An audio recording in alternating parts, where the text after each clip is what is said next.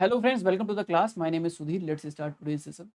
देखिए, लास्ट वाली क्लास में हम लोग नागरिकता के बारे में पढ़ रहे थे। डिटेल से हमने चीज़ें समझी थी, बट वीडियो बीच में स्टॉप हो गया था, जिसके चलते मैं प्रॉपर तरीके से उसको ख़त्म नहीं कर पाया था।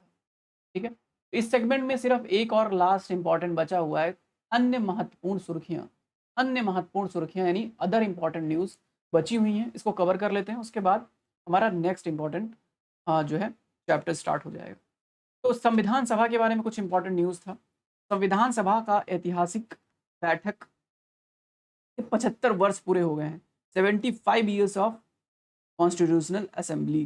ठीक है, तो कॉन्स्टिट्यूशनल असेंबली के जो है 75 वर्ष पूरे हो गए, इसलिए बहुत इंपॉर्टेंट संविधान सभा। इससे क्वेश्चन आ भी सकता है पक्का। ठीक है, संविधान सभा की प्रथम बैठक कब हुई थी? नई दिल्ली में हुई थी 9 दिसंबर 1946। 9 दिसंबर 1946। और 9 दिसंबर को सच्चिदानंद सिन्हा साहब अस्थायी बने थे, और बाद में 12 दिसंबर के आसपास जो है राजेंद्र प्रसाद इसके जो है प्रथम अध्यक्ष बने, अस्थायी अध्यक्ष के तौर पे संविधान सभा के। तो ये बात आपको समझनी है। ओके, कैबिनेट मिशन योजना 1946 में आई थी। कौन कौन थे कैबिनेट मिशन में? Lawrence, Cripps, Alexander. Lawrence, Cripps और अलेक्जेंडर। ठीक है, एलसीए। ठीक है, एलसीए, लॉरेंस, क्रिप्स और अलेक्जेंडर, एलसीए। ठीक है, ये जो है इसके मेंबर थे। इसी इन्हीं की सिफारिश के आधार पर कैबिनेट मिशन की, तो पूछा था कैबिनेट मिशन की सिफारिश के आधार पर जो है क्या बना था? संविधान सभा बना था। या संविधान सभा किस योजना के आधार पर बना था? तो कैबिनेट मिशन की जो है संस्तुति या रिकमेंडेशन के बाद बना था संविधान सभा। संविधान सभा को भारतीय स्वतंत्रता अधिनियम 1946 की धारा 8 के तहत मान्यता प्रदान की गई कि हाँ भैया, संविधान सभा जो बनाएगी वो एकदम जो है लक्ष्मण रेखा होगा। चलिए, संरचना की बात करें तो प्रांतीय विधानसभाओं के सदस्यों के द्वारा अप्रत्यक्ष रूप से चुनाव किया गया था। जो है इसमें सदस्यों का प्रांतीय विधानसभाओं से 292 सदस्य चुने गए थे। 292 सदस्य चुने गए। 292 कहाँ से चुने गए थे? प्रांतीय विधानसभाओं से चुने गए थे। 93 सदस्यों को भारतीय रियासतों ने जो है भेजा था अपनी तरफ से। 93 किसको भेजा था? 93 किन्होंने भेजा था? 93 भेजा था जो है भारतीय रियासतों ने। 4 सदस्यों को चीफ कमिश्नरी वाले प्रांतों ने भेजा था। टोटल 389 मेंबर थे। 389 मेंबर थे। 293, 93 एंड 4। ठीक है, तो ये इस प्रकार याद रखना। 292, 292, 93 प्लस 4, 389 मेंबर्स थे। 3 जून 1947 को माउंटबेटन योजना के तहत विभाजन के परिणाम स्वरूप पाकिस्तान के लिए एक अलग संविधान सभा की स्थापना की गई। कुछ प्रांतों के प्रतिनिधि संविधान सभा के सदस्य नहीं रह गए। परिणाम स्वरूप इसकी संख्या जो 389 थी, माफ कीजिए, जस्ट अ सेकेंड, 389 थी, ये पहुंच गई कितनी? 299। ठीक है, तो 389 से, ठीक है, कितना पहुंच गया? 299, यानी तकरीबन जो है 90 मेंबर्स के आसपास कम हो गए पाकिस्तान जब बना। ये याद रखना, 292, 93, 292, फिर 93 प्लस 4 माइनस 90, ऐसे करके, है ना? तो याद, ये सब याद करोगे, डेली डेली अगर पढ़ोगे ना तो चीज़ें याद हो जाती हैं। चलो, संविधान की प्रथम बैठक सच्चिदानंद सिन्हा अध्यक्षता में किया था। जैसा मैंने बताया, प्रथम बैठक 9 दिसंबर 1946 को हुआ। 9 दिसंबर 1946 को कौन किन्होंने किया? सच्चिदानंद सिन्हा साहब ने किया। उसके बाद राजेंद्र प्रसाद साहब ने किया। इसी बैठक में राजेंद्र प्रसाद साहब को चुन लिया गया था अध्यक्ष। संविधान तैयार करने के लिए 2, 11, 18, 2, 11 और 18, दो साल 11 महीने 18 दिन लगे थे। 2, 11, 18। अगली जो बात है, प्रोन्नति reservation in promotion for person with disabilities के लिखे है एक न्यूज। उच्चतम न्यायालय ने केंद्र सरकार को दिव्यांग जनों के प्रोन्नति यानी प्रमोशन में आरक्षण लागू करने से संबंधित दिशा निर्देश जारी किया है। उच्चतम न्यायालय ने कहा है कि जो rights of person with disability act 2016 है, इसकी धारा 34 के अनुसार निर्देश जारी किए जाने चाहिए, और दिव्यांग व्यक्तियों के लिए न्यूनतम 4% का, 4% का क्या होना चाहिए? रिजर्वेशन होना चाहिए दिव्यांगजनों के लिए। ठीक है, ओके। दिव्यांग अधिकार अधिनियम 2016 के अनुसार संदर्भ संदर्भित दिव्यांग व्यक्ति से आशय एक ऐसे व्यक्ति से है जो निर्दिष्ट दिव्यांगता के 40% से कम दिव्यांग नहीं है। 40% से कम दिव्यांग को इसमें शामिल नहीं करते हैं। 40% से ज़्यादा होना चाहिए, क्योंकि प्रमाणन प्राधिकारी के द्वारा प्रमाणित किया गया हो कि भैया हाँ तुम सही कह रहे हो, तुम हो इतना। ठीक है। 21 प्रकार की डिसेबिलिटीज को इसमें शामिल किया गया है इस एक्ट में। सुप्रीम कोर्ट के महत्वपूर्ण वाद समझ लेते हैं, इंपॉर्टेंट जजमेंट समझ लेते हैं। सिद्धू राजू बनाम कर्नाटक राज्य 2020 में निर्णय में क्या हुआ, सुप्रीम कोर्ट ने पुष्टि की कि दिव्यांगजनों को केवल नियुक्ति में ही नहीं बल्कि प्रमोशन यहाँ प्रमोशन की बात चल रही है कि दिव्यांग व्यक्तियों को 4% का न्यूनतम प्रमोशन में क्या होना चाहिए, रिजर्वेशन होना चाहिए। फिर national federation of blind ward में उच्चतम न्यायालय ने स्वीकार किया कि दिव्यांगजनों के लिए आरक्षण की गणना समूह ABCD पदों के मामले में कैडर स्ट्रेंथ में रिक्तियों की कुल संख्या के आधार पर आरक्षण की गणना करके की जाएगी। ठीक है। ये सब राजीव गुप्ता वाद में सुप्रीम कोर्ट ने कहा समूह A और B में सभी चिन्हित पदों पर दिव्यांग जनों को आरक्षण प्रदान करने का निर्देश दिया। ठीक है। AB समूह के जो है चिन्हित पदों पर दिव्यांग जनों को आरक्षण दिया जाए, ऐसा प्रावधान किया गया तो इसमें। ठीक है। चलो 2016 में ये एक्ट आया था, ध्यान रखना आप, 2016 में ये एक्ट आया था। अब बात कर लेते हैं सरकारी अनुदान। उच्चतम न्यायालय ने स्पष्ट किया कि किसी संस्थान द्वारा सरकार से अनुदान प्राप्त करने का अधिकार मूल अधिकार नहीं है। किसी भी संस्थान का सरकार से अनुदान प्राप्त करने का अधिकार मूल अधिकार नहीं है, फंडामेंटल राइट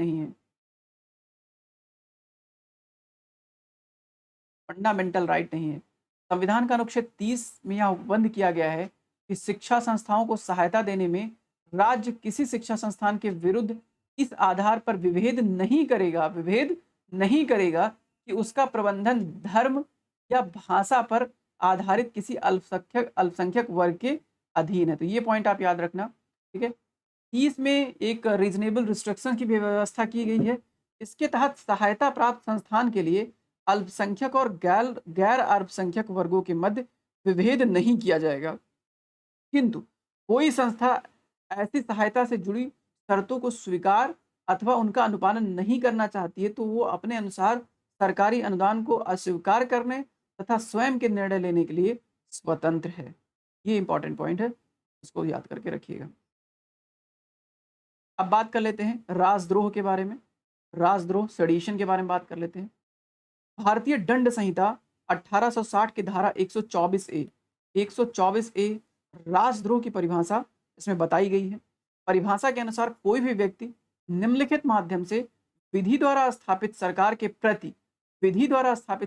प्रति घृणा या अवमानना उत्पन्न करता है या उत्पन्न करने का प्रयत्न भी करता है और असंतोष उत्पन्न करता है या उत्पन्न करने का प्रयत्न करता है तो उसे राजद्रोह की कृत्य में माना जाता है। बोले गए लिखे गए शब्दों के द्वारा, संकेतों के द्वारा, विजिबल रिप्रेजेंटेशन के द्वारा या अन्य किसी प्रकार से असंतोष, डिसअफेक्शन या डिसलॉयल्टी या शत्रुता की सभी भावनाएं शामिल हैं इसमें। ठीक है। हालांकि घृणा, अवमानना, असंतोष को उत्तेजित करने के प्रयास के बिना की गई टिप्पणियों को इस अपराध की श्रेणी में नहीं रखा गया है। ये एक गैर जमानती अपराध है और बहुत सारे व्यक्ति हैं जिनके खिलाफ ये चीज़ लग चुका है। जैसे सुप्रीम कोर्ट ने इससे पहले बहुत सारे वर्डिक्ट में सब इसके बारे में बहुत क्लियरिफिकेशन दिया। जैसे रोमिला थापर वाद 1950, केदारनाथ सिंह वाद 1962 और कन्हैया कुमार वाद 2017। केदारनाथ वाद 1962, रोमिला थापर 1950। ठीक है। रोमिला थापर 1950, कन्हैया कुमार वाद 2017। तो ये इंपॉर्टेंट चीज़ है जिसको आपको ध्यान में रखना है। ओके, चलिए अगली बात कर लेते हैं हेट स्पीच से रिलेटेड। अब इसमें कुछ और बातें लिखी हुई कि लोक व्यवस्था को भंग होना, एक वैध सरकार को हिंसक रूप से सत्ता में हटाने का प्रयास करना, राज्य या जनता की सुरक्षा के समक्ष खतरा उत्पन्न करना, ये सब आपके राजद्रोह के तहत आते हैं। हेट स्पीच की बात करते हैं। गृह मंत्रालय ने वाक और अभिव्यक्ति से संबंधित अपराधों पर सुधार का सुझाव देने के लिए एक समिति गठित किया है। गृह मंत्रालय ने वाक और अभिव्यक्ति से संबंधित अपराधों पर सुधार के लिए एक समिति गठित की है। क्योंकि ब्रिटिश काल में विकसित आईपीसी हेट स्पीच का कोई स्पष्ट परिभाषा नहीं दिया, इसलिए आप आधिकारिक कानूनों में सुधार हेतु समिति पहली बार इस प्रकार की वाक को परिभाषित करने का प्रयास कर रही है। इससे पूर्व bureau of police research and development ने हेट स्पीच की हेट स्पीच को ऐसी भाषा जो किसी व्यक्ति को उसकी पहचान या अन्य लक्षणों जैसे कि लैंगिक अभिविन्यास या दिव्यांगता या धर्म के आधार पर कलंकित, अपमानित या धमकी देने या लक्षित करती है, तो उसको हेट स्पीच के तौर पे इन्होंने कहा हुआ है। ठीक है। उसके अलावा भारत में अब आते हैं हेट स्पीच के क्या-क्या प्रावधान हैं। देखो, हेट स्पीच को लेके बहुत सारे प्रावधान किए गए हैं। Just a second.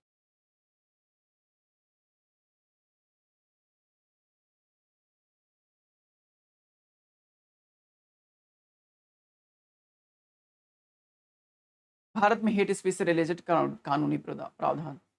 संविधान का 19(2) हेट स्पीच पे रोक लगाता है। आईपीसी का 124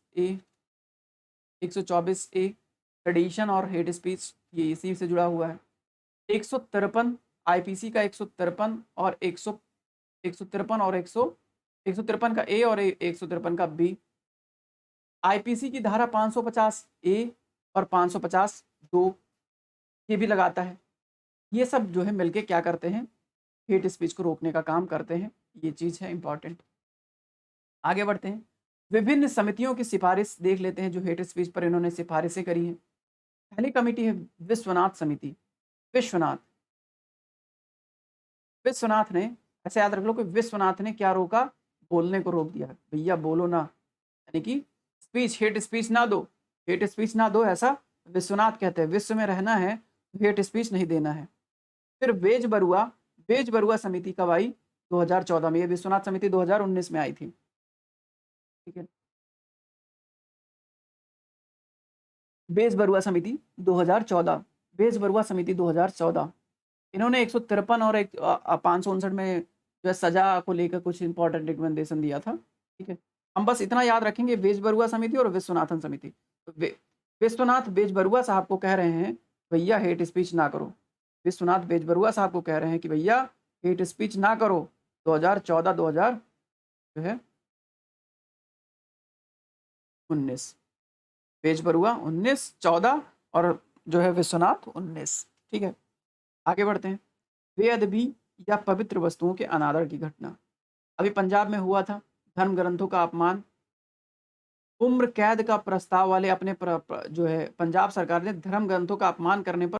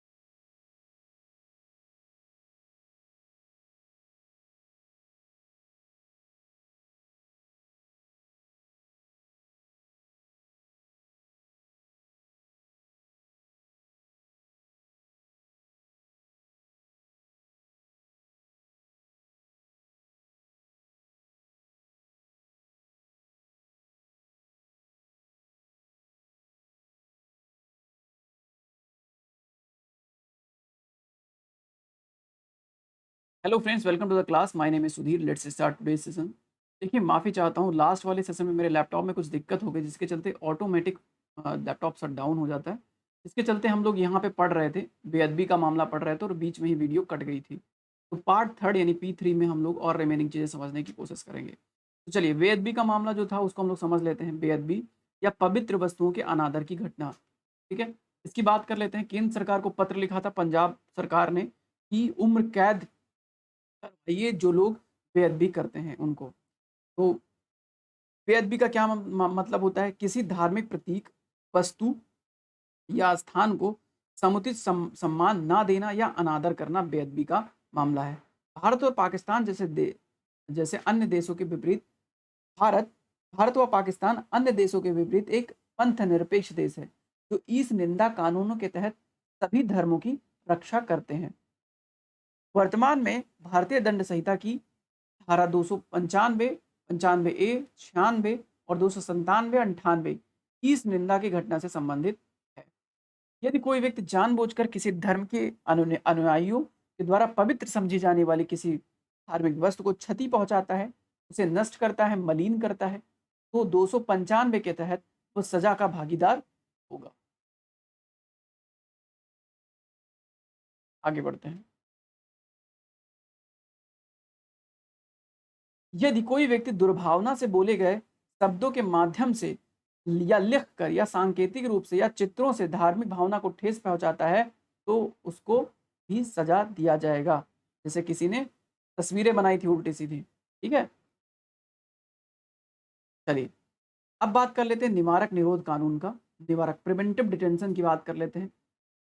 उच्चतम न्यायालय ने बाका स्नेहा और तेलंगाना राज्य के वाद में कानून और व्यवस्था के उल्लंघन की संभावित आशंका के आधार पर निवारक निरोध के उपबंध को लागू नहीं किया जा सकता, ऐसा कहा है। लागू नहीं किया जा सकता है। कानून और व्यवस्था के उल्लंघन की संभावित आशंका के आधार पर निवारक निरोध कानून के उपबंध को लागू नहीं किया जा सकता है। निवारक निरोध का आदेश केवल तभी पारित किया जा सकता है जब गतिविधियों का प्रत्यक्ष रूप से लोक व्यवस्था पर प्रतिकूल प्रभाव उत्पन्न हो। निवारक निरोध के बारे में एक बात समझ लीजिए कि निवारक निरोध किसी व्यक्ति द्वारा संभावित अपराध या अनुचित क्रिया किए जाने के संदेह के आधार पर उसको हिरासत में लेने की कार्यवाही है, जो सीआरपीसी की धारा 15 के तहत काम करता है। 1973 जो सीआरपीसी का संहिता है, उसकी धारा 15 के तहत इसमें है। भारतीय संविधान का आर्टिकल 22 गिरफ्तारी और निरोध से संबंधित मामलों में सुरक्षा प्रदान करता है। गिरफ्तारी और निरोध से संबंधित मामलों में सुरक्षा प्रदान करता है। ओके। भारतीय संविधान का अनुच्छेद कुछ व्यक्तियों के अधिकारों को भी प्रदान करता है, जैसे कि गिरफ्तारी के कारणों को यथाशीघ्र जानना, ठीक है। अपनी रुचि से विधि व्यवसायी से परामर्श करना, यानी कि लॉ बिजनेसमैन से यानी कि वकील से संपर्क करना और प्रतिरक्षा प्राप्त करना, ये जो है आर्टिकल 22 की बात करता है। 22 इसकी बात करता है। हालांकि ये अधिकार किसी तत्समय शत्रु या अंतरदेशीय नागरिक या निवारक निरोध कानूनों के तहत अगर हिरासत में कोई लिया जाता है, तो 22 के तहत ये जो प्रावधान प्राप्त किए गए हैं, जो व्यवस्था की गई है, उस व्यवस्था के तहत उनको सुरक्षा नहीं दिया जाएगा, ठीक है। तो ये 22 की बात है और ये जो है निवारक निरोध की बात है। आगे बात करते हैं राइट टू प्रोटेस्ट का। हाल ही में उच्चतम न्यायालय ने स्पष्ट किया, किसानों के विरोध प्रदर्शन का अधिकार को यातायात या लोक आवाजाही में बाधक नहीं होना चाहिए। राइट टू प्रोटेस्ट के बारे में आर्टिकल 19(1)(a), 19(1)(a) का बी विरोध प्रदर्शन के अधिकार को एक मूल अधिकार कहता है। ठीक है, आप विरोध कीजिए, कोई बात नहीं है, हम पावर भी देते हैं आपको, एक ए और एक बी के तहत 19 के। यह व्यक्तियों को शस्त्र रहित, इंपॉर्टेंट है, शस्त्र रहित एकत्रित होने, शांतिपूर्ण विरोध करने और अपने विचारों को अभिव्यक्त करने की अनुमति प्रदान करता है। यह सरकार को जवाबदेह मानकर भारत के लोकतंत्र को सुदृढ़ करने का भी प्रयास करता है और सत्ता के शक्ति दुरुपयोग को रोकने का काम करता है। परंतु यह निरपेक्ष अधिकार नहीं है, असीमित नहीं है ये पावर कि आप जितना मर्जी हो उतना विरोध कीजिए और कोई बोलने वाला नहीं है। 19(2) और 3 के तहत आप पर युक्त प्रतिबंध लगाए जाते हैं, रीजनेबल रिस्ट्रिक्शंस लगाए गए हैं। आगे बात करते हैं। राइट टू बी फॉरगेटन, भूल जाने का अधिकार। उच्चतम न्यायालय ने किसी व्यक्ति को भूल जाने के अधिकार को यथावत रखा है।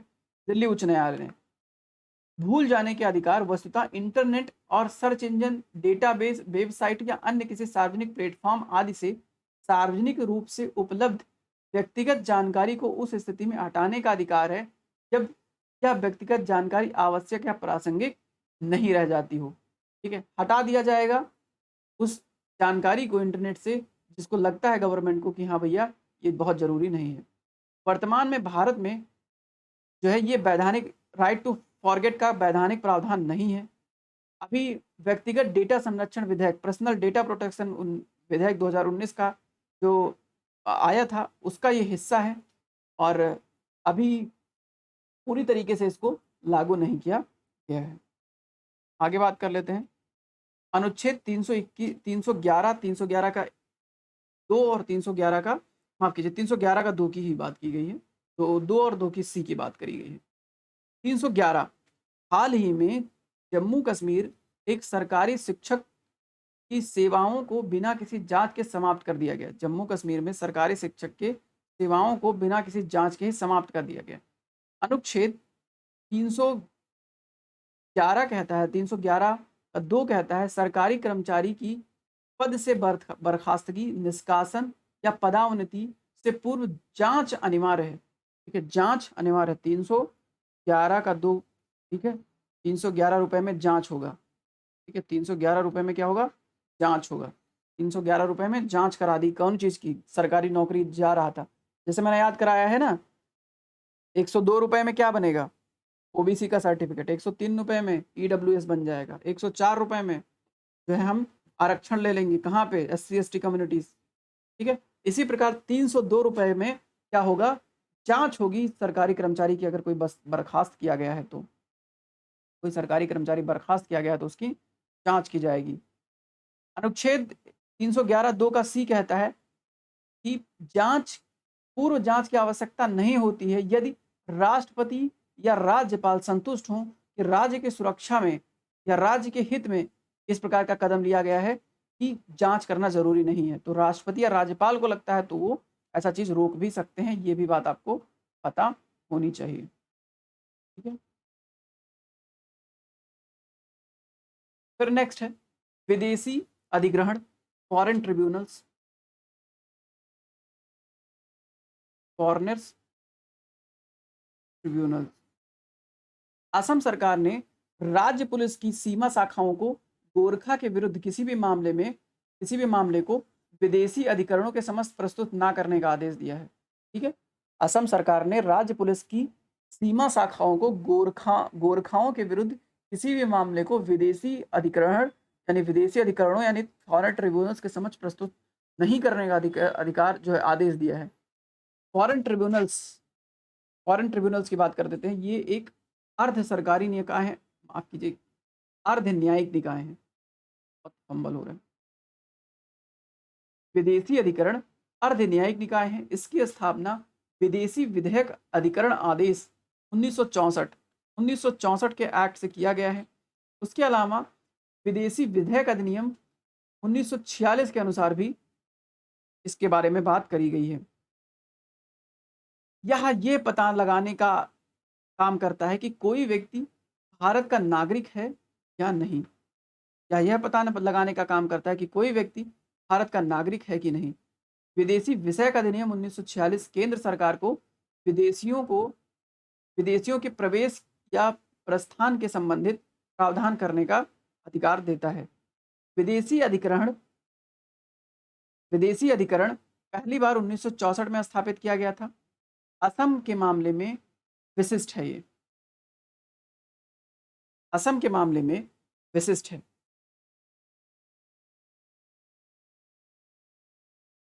कार्यवाही कैसे की जाती है? देखो, देश के शेष हिस्सों में अवैध रूप से निवास करने पर पुलिस द्वारा पकड़े गए किसी भी विदेशी के ऊपर स्थानीय अदालत में मुकदमा चलाया जाता है पहले, और मुकदमा चला के उसे डिटेंशन सेंटर में डाल दिया जाता है। इन अधिकरणों में 2 प्रकार के मामलों को अधिदेशित किया गया है। इन अधिकरणों को 2 प्रकार के मामलों हेतु अधिदेशित किया गया है। ये ट्रिब्यूनल्स 2 प्रकार के मामले डील करते हैं। पहला वो मामला जिनके विरुद्ध मामला सीमा पुलिस के द्वारा संदर्भित किया गया है। सीमा पुलिस ने बताया हो कि भैया ये इंसान हमको लगता है कि ये विदेशी है। एक बात। और दूसरी बात जो है, दूसरा जो तरीका है वो मतदाता सूची में जिनका नाम संदिग्ध हो, डाउटफुल हो, उनको जो है ये अधिकरण संबोधित करता है, अधिदेशित करता है, उनका मैटर सॉल्व करता है। विदेशी विधेयक अधिकरण की अध्यक्षता एक सदस्य के द्वारा किया जाता है और वो कौन होते हैं?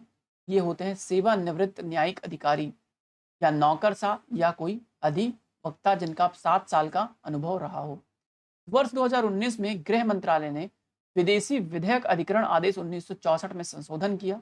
इसके तहत राज्य और संघ राज्यों के जिलाधिकारी को यह निर्धारित करने के लिए अधिकरण स्थापित करने का अधिकार दिया गया कि अवैध रूप से निवास करने वाला कोई व्यक्ति विदेशी है या नहीं। इससे पहले अधिकरणों का गठन करने का पावर केवल और केवल केंद्र के पास था। अब क्या हो गया 2019 के बाद? डिस्ट्रिक्ट मजिस्ट्रेट, जिलाधीश जो है डीएम डिसाइड कर सकेंगे कि भैया आपके यहाँ कोई अधिकरण फॉरेन ट्रिब्यूनल बनाया जाना चाहिए या नहीं। पहले सेंट्रल गवर्नमेंट की जिम्मेदारी थी वो ऐसा करें। तो ये एक बहुत ज़बरदस्त चीज़ हुई है 2019 में।